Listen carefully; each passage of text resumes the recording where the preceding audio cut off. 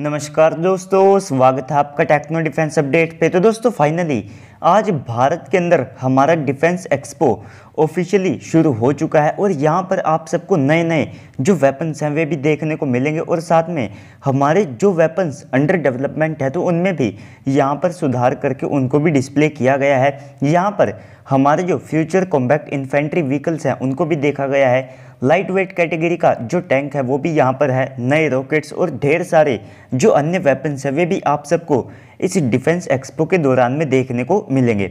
लेकिन यहाँ पर कई ऐसे क्रूशियल वेपन्स भी है जो कि भारत के भविष्य के लिए काफ़ी ज़्यादा इम्पोर्टेंट है, जिसमें कल के वीडियो में मैं आप सबको एमका और तेजस MK2 के बारे में बता चुका हूँ। लेकिन आज इसी डिफेंस एक्सपो से हमारी एक और मिसाइल को लेकर के बड़ी अपडेट सामने आई है और पहले इस मिसाइल की जो इमेज है वो मेरे पास आ चुकी थी, लेकिन इसकी जो स्पेसिफिकेशंस वहाँ पर डिस्प्ले की गई थी तो उसको लेकर के कोई जो डाटा है वो पब्लिक डोमेन में नहीं था। लेकिन अब फाइनली इससे रिलेटेड जानकारी अब पब्लिक डोमेन में आ चुकी है और इस मिसाइल से रूस भी परेशान हो सकता है, क्योंकि इस मिसाइल का इस्तेमाल भारत चाहे तो चाइना के पास जो Russian S-400 air defence system है उनके खिलाफ भी कर सकता है। तो आज की इस वीडियो में हम इसी मिसाइल के बारे में जानेंगे, लेकिन उससे पहले आप अभी से वीडियो को लाइक करके कमेंट सेक्शन में जाकर के जय हिंद कमेंट कर दीजिएगा। तो फाइनली डिफेंस एक्सपो में हमारी जो रुद्रम 3 मिसाइल है तो इसको अनवील कर दिया गया है। आप सब अपनी स्क्रीन के ऊपर इसकी जो एक क्लियर इमेज है उसे भी यहाँ पर देख सकते हैं। तो इसकी जो इमेजेस हैं वे पहले भी पब्लिक डोमेन में आ चुकी है, लेकिन कोई भी क्लियर इमेज पब्लिक डोमेन में नहीं थी। लेकिन इस मिसाइल के ऊपर आप कई सारे जो कंट्रोल सरफेसेस हैं उनको भी देख सकते हैं,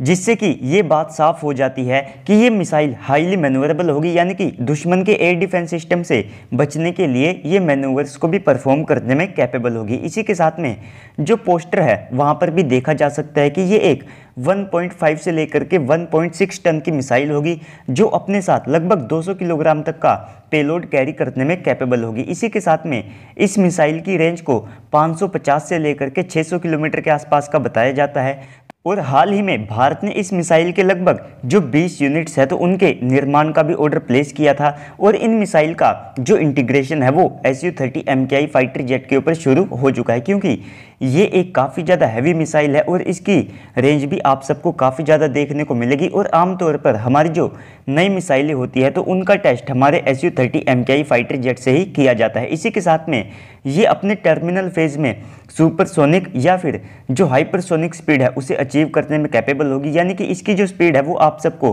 5 मैक के आसपास भी देखने को मिलेगी। साथ ही साथ ये मिसाइल दुश्मन के एयर डिफेंस सिस्टम के लिए इसलिए भी काफ़ी ज़्यादा घातक हो जाती है क्योंकि इसमें ड्यूअल मोड एक्टिव और पैसिव सीकर का यूज़ किया जाएगा, जिससे कि जो दुश्मन के एयर डिफेंस सिस्टम होते हैं तो उन्हें ये बड़ी आसानी से डिस्ट्रॉय करने में कैपेबल होगी। और साथ ही साथ ये मिसाइल दुश्मन के एयर डिफेंस सिस्टम में ये भी फ़र्क करने में कैपेबल होगी कि वो एयर डिफेंस सिस्टम असली है या फिर नकली।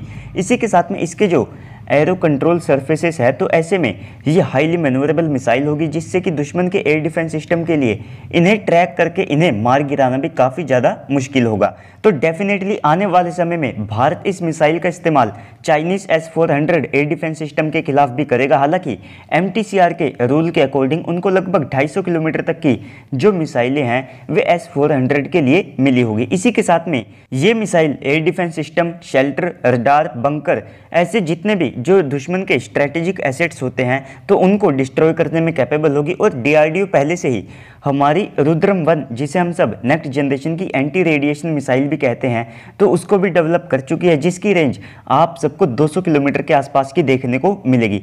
तो भारत दुनिया के उन चुनिंदा ऐसे देशों में से है जो कि एंटी रेडिएशन मिसाइल को बनाने में सक्षम है और एंड गेम में ये जो मिसाइल है इसे आप ब्रह्मोस जितनी या फिर उससे कहीं ज़्यादा कैपेबल मान सकते हैं। तो ये मिसाइल पहले से ही हमने रेडी कर ली है। इसके बाद में हम रुद्रम 2 मिसाइल को भी डेवलप कर रहे हैं और जल्द ही ये जो दोनों मिसाइलें हैं ये आप सबको Su-30 MKI से फायर होती हुई दिखाई देगी। तो दोस्तों ओवरऑल इस पूरी अपडेट के ऊपर अब आप सबको क्या लगता है कमेंट सेक्शन में बताइएगा। और जैसे ही डिफेंस एक्सपो से और इमेजेस और जानकारी सामने निकल करके आती है तो मैं वीडियो बना करके आप सबको भी बता दूंगा। पहले ही मेरे पास काफ़ी ज़्यादा जो इन्फॉर्मेशन है वो आ चुकी है, जिसको जानने के लिए आप अभी से वीडियो को लाइक करके कमेंट सेक्शन में जाकर के जय हिंद कमेंट करने के बाद चैनल को सब्सक्राइब कर दीजिएगा।